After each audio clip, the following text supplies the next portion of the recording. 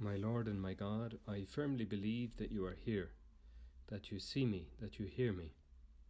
I adore you with profound reverence. I ask you for pardon of my sins and grace to make this time of prayer fruitful. My Mother Immaculate, Saint Joseph, my Father and Lord, my guardian angel, intercede for me. Well, in today's Gospel, we find ourselves situated in the cenacle, in that large upper room, ready and furnished, which was prepared by our Lord in advance by sending two of his disciples, prepared for the Last Supper. And today's Gospel places us within that intimate gathering, and that sublime gathering, really, of you, Jesus, with your apostles. And this is all wonderfully recounted by St. John in his Gospel with great detail. And we can see that during that Last Supper, the apostles asked questions that maybe were a bit more direct, or that perhaps they hadn't dared to ask before. Maybe they have detected the special nature of this meal. Well, undoubtedly they have. And in this context, they ask certain questions of the Lord. And Judas, not Iscariot, said to Jesus, "Lord, how is it that you will manifest yourself to us and not to the world?" A really good question. A question, Jesus, that at times I feel like asking you as well. Why don't you just manifest yourself to the whole world? Why do you choose to reveal yourself to the world through me, through us, a small group of people, relatively speaking? Why do you work through your church? Why do you work through your people who are vulnerable and fallible, and we're all sinners? Why don't you just show yourself for once and for all to the whole world? Why work through us? Perhaps the Apostle Jude, or Judas, not Iscariot, as we're told here, was conscious, like we all are, of his own limitations and of the grandeur of your message, Lord, and how we would desire that the gospel would be spread everywhere and rapidly and even immediately, infallibly. And that's his question. Lord, why do you manifest yourself to us and not to the world? And the reply of Jesus might seem initially to be unrelated to the question. Jesus replied, "If a man loves me, he will keep my word, and my Father will love him, and we will come to him and make our home with him." We might say, well, that doesn't answer the question, Lord, or it doesn't seem to answer the question. And yet it absolutely does answer the question.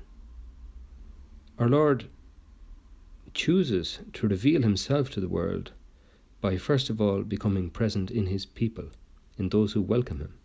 "If anyone loves me, he will keep my word, and my Father will love him, and we will come to him and make our home within him."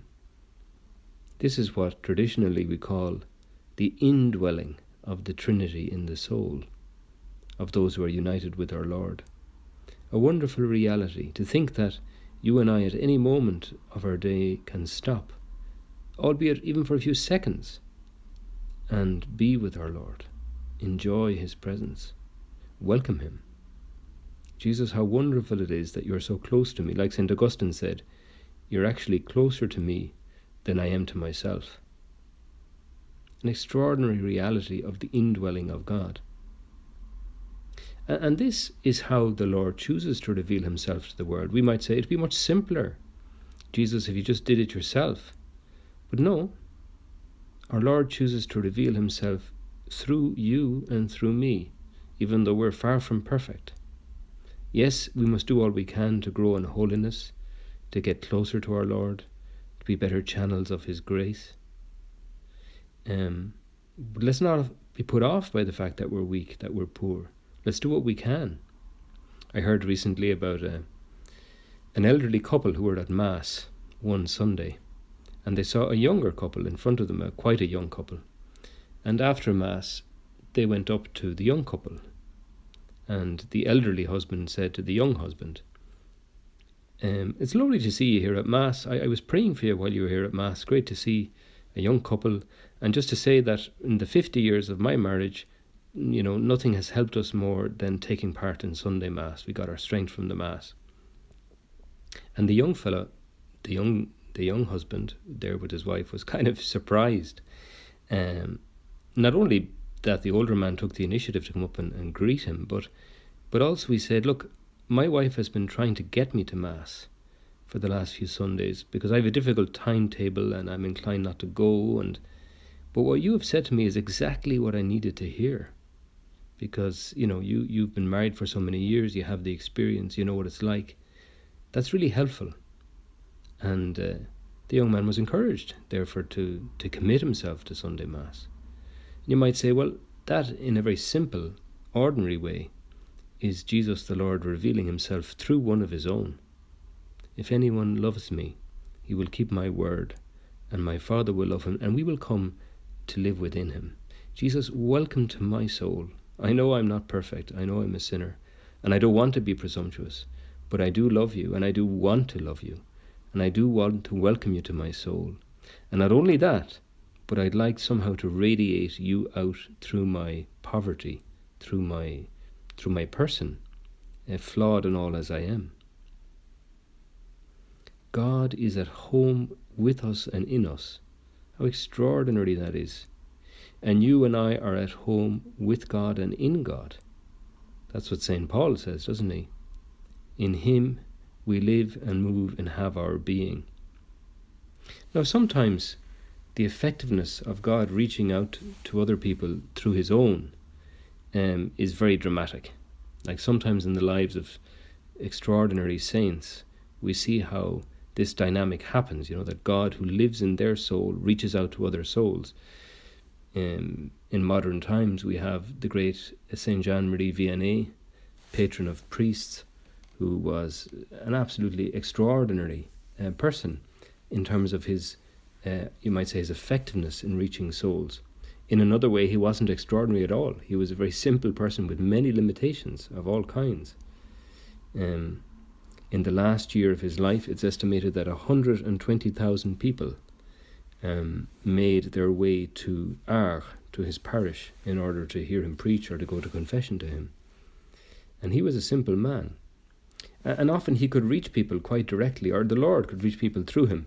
There's a story told, for example, of one young man from the town of Villefranche who went up to Ars with some of his friends. Now, some of his friends cajoled this young fellow to go along to Ars. They were hoping maybe that he would be converted because he had no interest in going to Ars on pilgrimage. His friends were committed to the faith, but he wasn't. So he finally consented to go, but he said, "Look, I'll only go on the condition that I bring my dog and my gun, because after accompanying you guys to see this strange priest of yours, I want to go and do a bit of hunting, and maybe I'll catch a wild duck or shoot a wild duck or two for the pot. And you guys can go to confession if you like, but I won't be going." And that was his attitude. And they happened to arrive at the village of Ars just as the abbé, the curé, Jean-Marie Vianney, was leaving the church at noon. And there was a huge crowd besieging him all around, hundreds, thousands of people. And he was making his way through it bit by bit, and people coming at him from all sides. And the young man was there just looking at him with curiosity. But suddenly the curé stopped in front of this young man and said to him, he looked at the young man and he looked at his dog. And Saint Jean-Marie Vianney said to the sceptical young man, "It's a pity your soul is not so fine as your dog." And then he moved on. And the young man was very embarrassed, of course, but deeply touched in his soul. And he went away and thinked and thought and struggled with himself, and finally he went to confession. And at the end of the confession, the Abbé, the Curé of Ars, simply said to him, "You must become a Trappist monk." And the young man did become a Trappist monk, and lived in the Abbey for the remaining 36 years of his life, dying there in 1888. Obviously, that's an extraordinary case, but sometimes maybe our Lord gives us these extraordinary examples of how he reaches others through his people to encourage us to welcome the Lord into our souls. I thank you, my God, for the good resolutions, affections, and inspirations you have communicated to me in this meditation. I ask you for help to put them into effect. My Mother Immaculate, Saint Joseph, my Father and Lord, my guardian angel, intercede for me.